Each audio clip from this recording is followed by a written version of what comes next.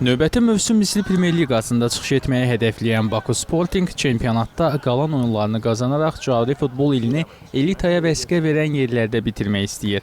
Hazırlıq prosesini Rekord Arenada keçirən kollektiv 23-cü turda Şimalın qonağı olacaq.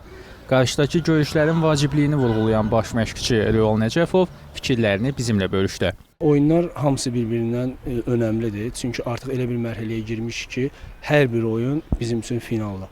5 oyun, yəni yenə deyirəm, turnir cədvəlinin kimin harda olub olmamağı bizim üçün önəmli deyil. Bugün bizə özümüzə önəmlidir ki, hər oyunu qələbə ilə başa vuraq. Və biz inanırıq ki, 5 oyunun 5-ində inşallah qələbə ilə başa vursaq ki, hazırlığımız da bu yöndədir.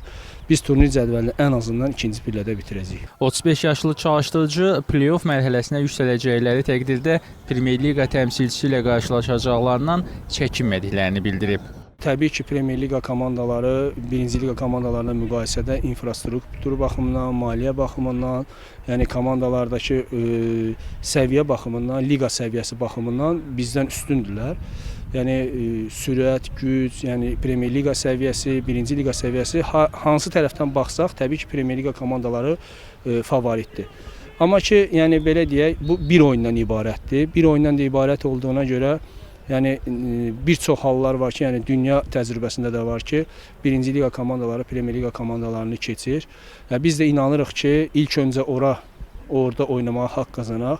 Orada oynamağa haqq qazanandan sonra da sona qədər mübarizə aparacağıq ki, inşallah orada da rəqibimizi keçib Premyer Liqaya yüksələ bilək. Baku Sportingin Şimalla səfər görüşü aprelin 23-ü saat 16-da Şamaxı Olimpiya İdman Kompleksinin stadionunda keçiriləcək.